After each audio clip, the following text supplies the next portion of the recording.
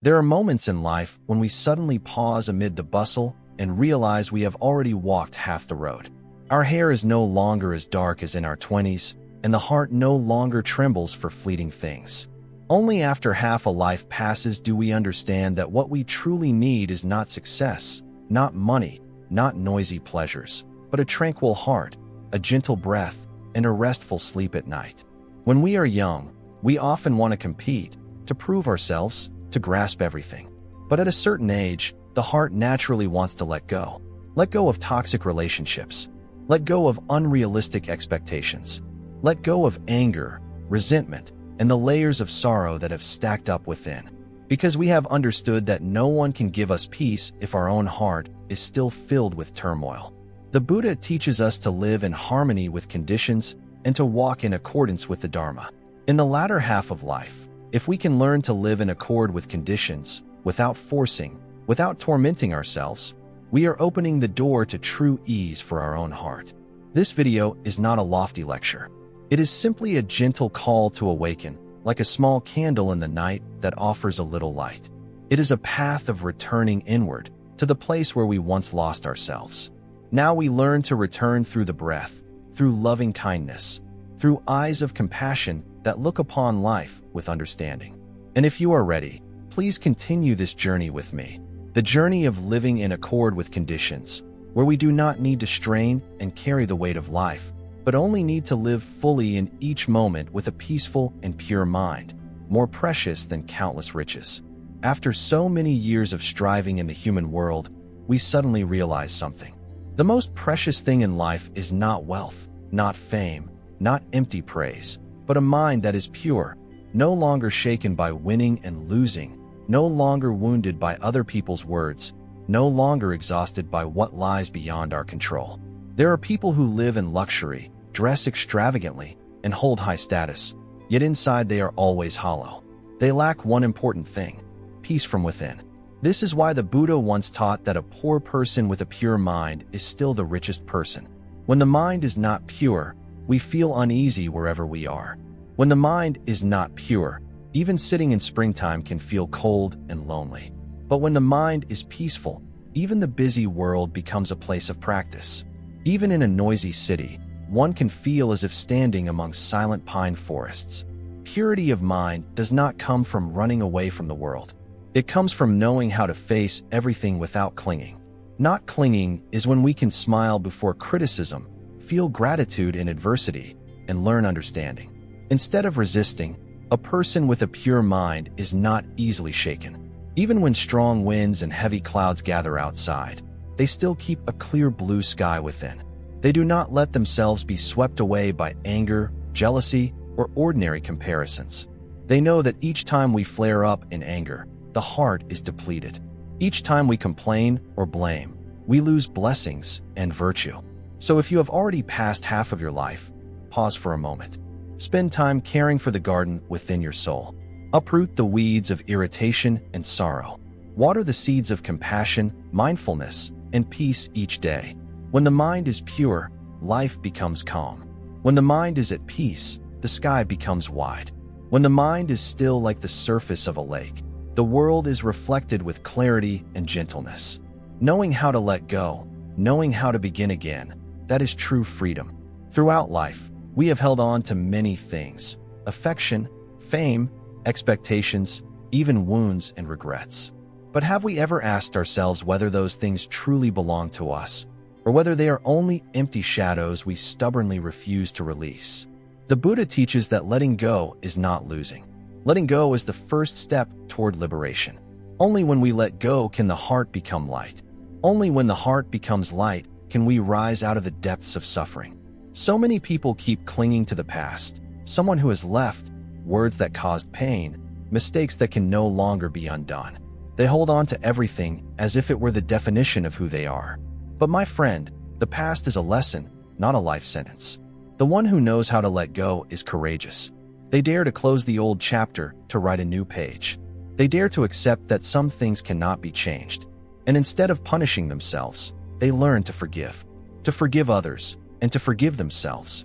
Letting go does not mean escaping. It means facing things and then gently setting down what has become too heavy. Because the more we try to hold what does not belong to us, the more suffering we create. When we know how to let go, we feel lighter. When we know how to begin again, we truly mature. Life does not limit the number of times we can start over. As long as we are still breathing, we still have the chance to live better than yesterday. The greatest freedom is not where we go or what we do, but a mind that is not bound. The person who can release what must be released is walking the path of ease and self-mastery. So if today you feel unsteady among many choices, ask yourself whether you are gripping something that no longer fits your life. If so, smile, breathe deeply, and let it return to emptiness. Because when you let go, the heart becomes spacious. When you let go, there is room to begin again, with a lighter heart, clearer eyes, and a freer spirit. Live simply, and look upon life with an open heart. There is a simple truth that many people take a lifetime to realize. Life is already sufficient. It is only the mind that always feels lacking.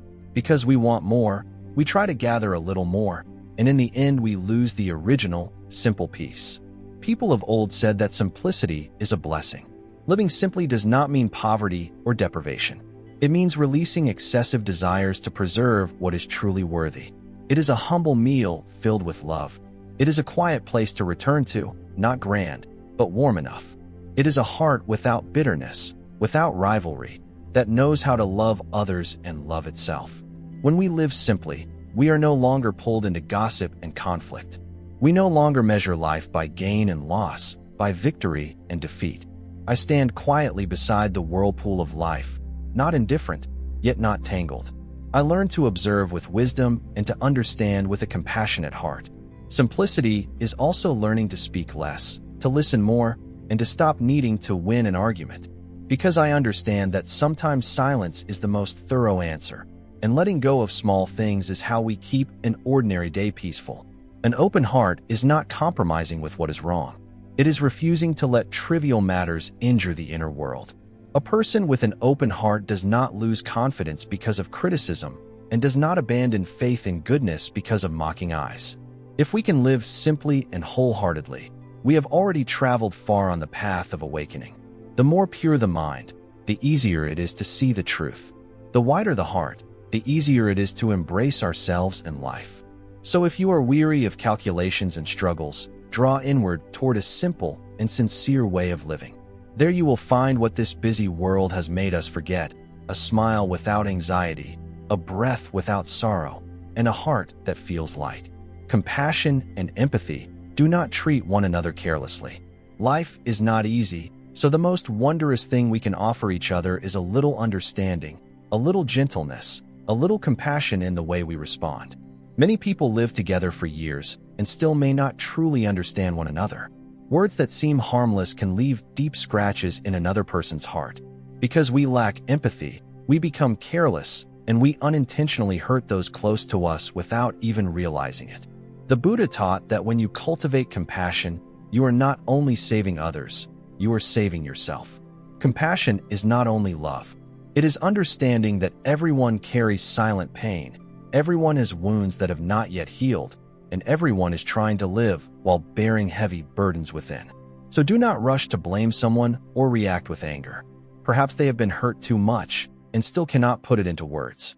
Do not be harsh toward the quiet ones. Perhaps they have been wounded by the world's judgments. And do not rush to turn away from someone who once made you sad. Sometimes they, too, are struggling with storms inside. Compassion is learning to look deeply into the essence, not seeing people only with the eyes, but with the whole heart. It is knowing when to be silent so another person has space to breathe. It is knowing how to speak gently to soothe a soul that is running out of hope. A truly empathetic person does not need to preach anything. Their presence, quiet and sincere, is already a candle in the night of life. If one day someone treats you badly, do not rush into resentment. Step back and ask yourself whether that person is suffering. Because a truly happy person does not go around hurting others. Then you will see that forgiveness is not because the other person deserves it, but because your heart deserves freedom. Compassion is not weakness. It is the wisdom of a soul that has walked through suffering and chose love instead of hatred. Every pain can be released if we learn to live in stillness. No one has never been hurt, Some suffer because of betrayal. Some lose someone they love. Some carry losses so heavy they believe they cannot stand again. Yet strangely, time passes and they still live. They still walk through dark days. It is just that no one sees the tears behind the smile. The Buddha taught that suffering is real, but suffering does not last when the mind knows how to return to stillness. When pain arrives, our instinct is often to resist, to blame, to find someone to pour it onto. But the more we resist and struggle, the more the wound in the heart bleeds. Instead, if we are willing to stop, to be quiet, and to breathe deeply, we will realize that no storm lasts forever. When the heart becomes calm like a smooth lake, we finally hear the voice deep within ourselves. It is the voice of renewal, the voice of peace waiting for us to return. Stillness is not escape. It is a way of facing life with mindfulness. It is when we do not let the mind be dragged away by anger, worry, or fear. It is when we can sit down beside a cup of tea, listen to a sutra, or simply watch the evening light without calculating anything. When the mind becomes clear, suffering steps back. When the mind becomes bright, darkness has nowhere to hide. Many people have stood on the edge of despair, yet a single moment of meditation, a single verse, a single understanding gaze helped them turn back. Because they understood that stillness is a precious medicine that this hurried world keeps forgetting. If today your soul feels heavy, do not struggle more. Sit down, close your eyes, and tell yourself, I accept the pain, but I will not let it imprison this heart forever. Because when we become still enough, the mind becomes bright. And when the mind is bright, every darkness becomes as light as morning mist melting under the sunrise. Choose a meaningful life, not merely survival. Some people live for decades, yet when they look back, they cannot remember the days when they truly lived. Each morning they wake like a machine, eat, work, worry, then sleep.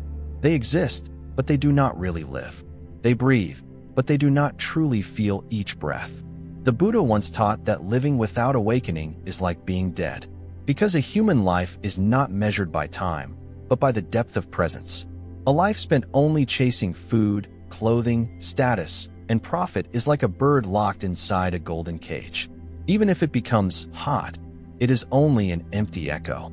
A meaningful life is when we know why we are here, when each day is not merely endured but used to sow something good. No one demands that we do something grand.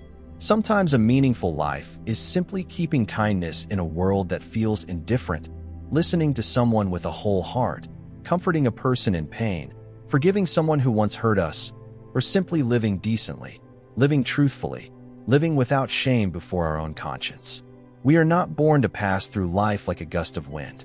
We come to learn love, to learn letting go, to learn awakening, so that every step, every gaze, every smile can become a gentle blessing for this world. A meaningful life is a life of mindfulness, placing the whole heart into each moment, from washing dishes and drinking tea to caring for loved ones, refusing to let days flow by without meaning.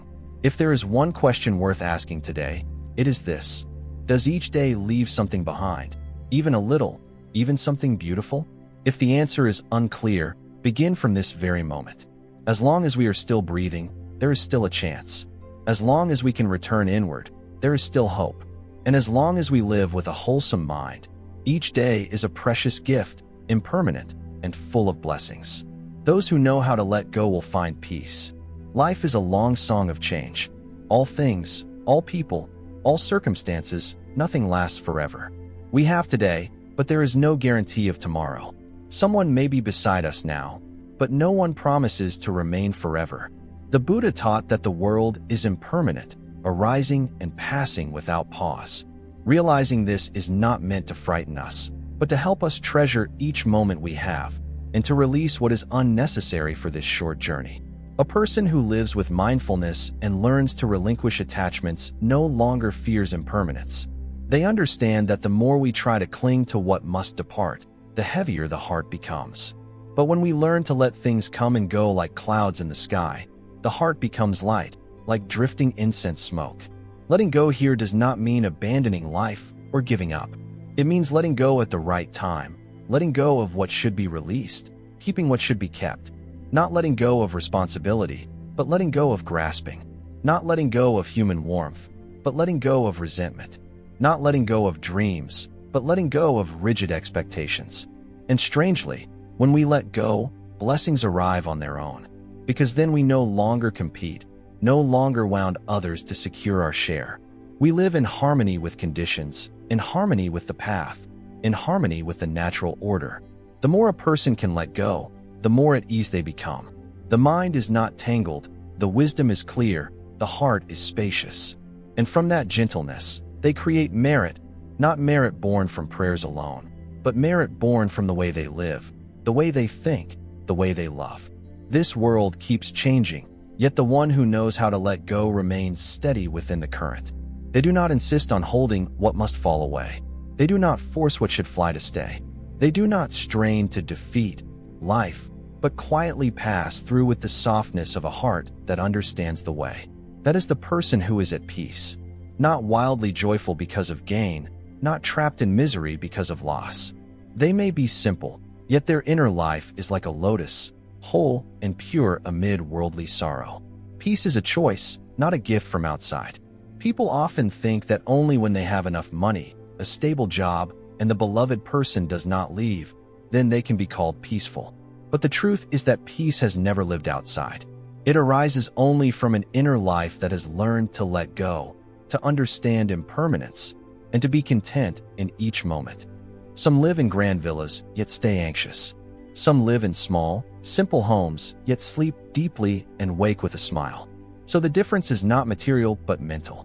Peace does not come from everything around us going smoothly. It comes from learning to remain calm even when things do not go our way. When storms rise outside, we still keep a quiet sky root within. When someone hurts us, we do not answer with more hurt, but with a smile of release. And you know what? The moment we choose peace, we begin healing ourselves. The cracks in the heart start to mend. The sorrows we once believed we could never cross turn out to be thin clouds before the sun. The Buddha does not give us peace. He shows the path back to peace. That path is not far away. It begins with this very breath, with this very moment of turning inward, listening quietly to the heart, and choosing forgiveness, choosing love, choosing ease. So if today you are still waiting for some condition before you allow yourself to be happy, stop for a moment. Happiness is when we stop waiting and begin accepting. It is when we do not try to fix the entire world, but quietly adjust the way we meet the world. Peace is not a destination, but the way we walk each day, one mindful step, one compassionate word, one sincere action. Little by little, peace grows within us. If what you have just heard touched your heart, keep a small space of silence within to look back at yourself. Because in the noisy current of life, it is easy to lose ourselves. Yet a single verse, a mindful breath, or a timely reminder can be enough to bring us back to a peaceful heart. If these reflections feel like what you need, please subscribe to the channel Golden Words of the Buddha as a way of planting wholesome causes for yourself and for those with affinity in the future. Each video is a small offering of light, a lamp of wisdom that illuminates the spiritual path within you. Let the Buddha's compassionate teachings soak into your daily life. Let us sow seeds of understanding, love, and mindfulness so that one day, when you look back, you can smile gently and know that you have lived a life truly worth living.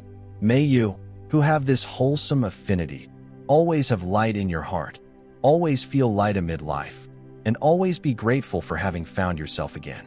Homage to Shakyamuni Buddha.